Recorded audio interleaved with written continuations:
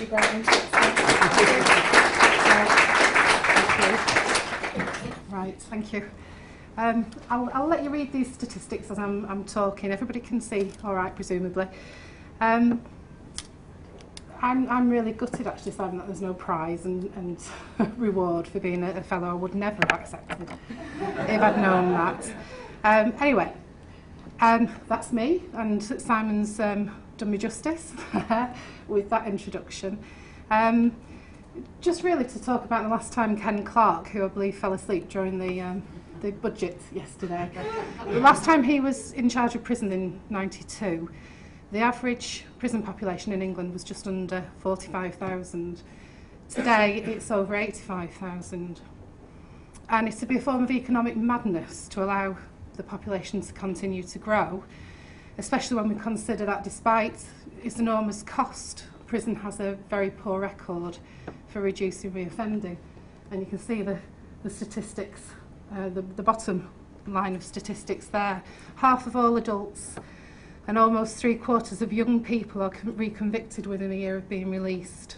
And yes, you know, the majority of people are in prison because they've committed a crime, they've broken the law, but they're as likely to be victims of crime as they are perpetrators. And the prison population contains the most disadvantaged members of our community. If over 70% of the children's prison population and over 26% of the adult prison population were looked after children, what does that tell us about the life stories of those people in prison? It tells us that there have been chaotic lives, lives of neglect, of physical, sexual, mental and institutional abuse.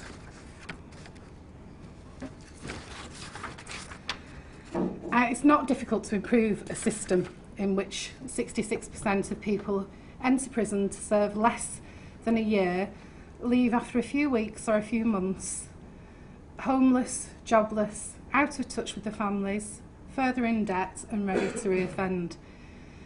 So combining these four approaches, which have proved effective on their own in the UK and elsewhere, will provide us with a powerful new strategy for improvement and efficiency. And the first of these is focusing on women and children. This gives us the greatest chance of halting intergenerational disadvantage and offending, building strategies around families and using a gendered approach which recognises that 90% of lone parents are women and that tackling domestic violence and family poverty is the key to tackling disadvantage for the whole community. The second innovation, local justice reinvestment. The cost of prison places, and they're approximately £47,000 each, is currently borne by central government. If you give control of custodial budgets to local places and then charge for each prison place that they use, that provides incentives for local places to invest in targeted early intervention and support for the families and people who need it. The third, total place.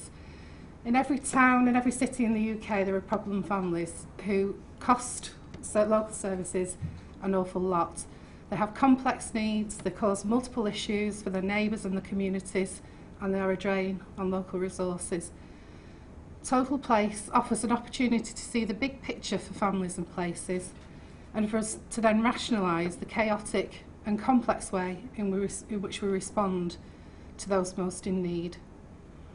Finally, personalisation, which has the potential to provide one of the foundations for a radical transformation of the criminal justice system and help to achieve greater social justice.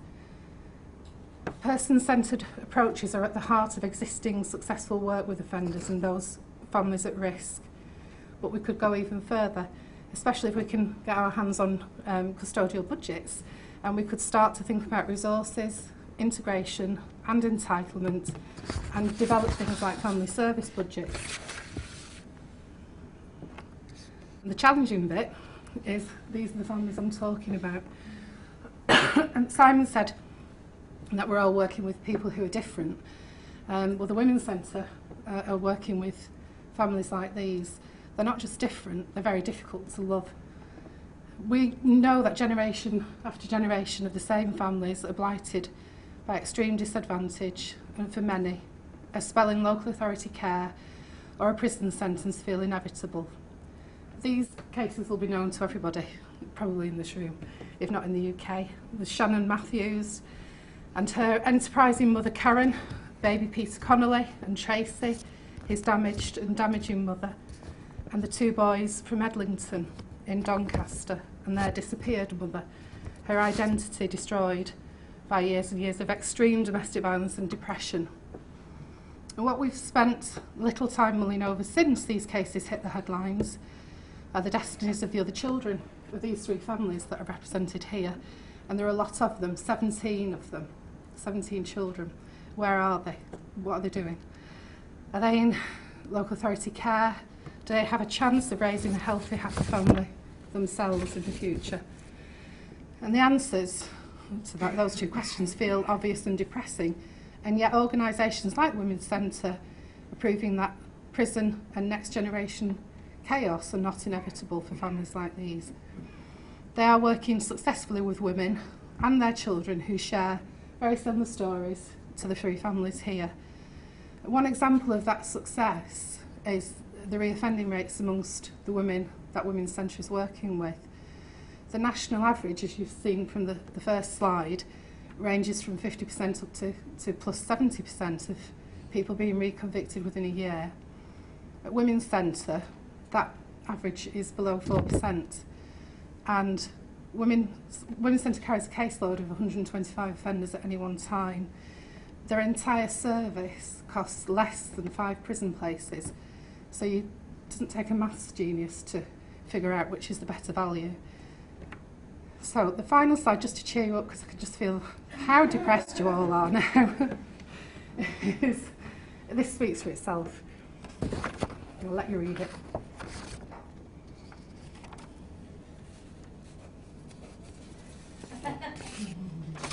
And the point really of that slide is we're not ignorant, we do know what works. We've got lots of evidence from lots of different places, and I think the time to act is now, and let's just get on with it. Thank you.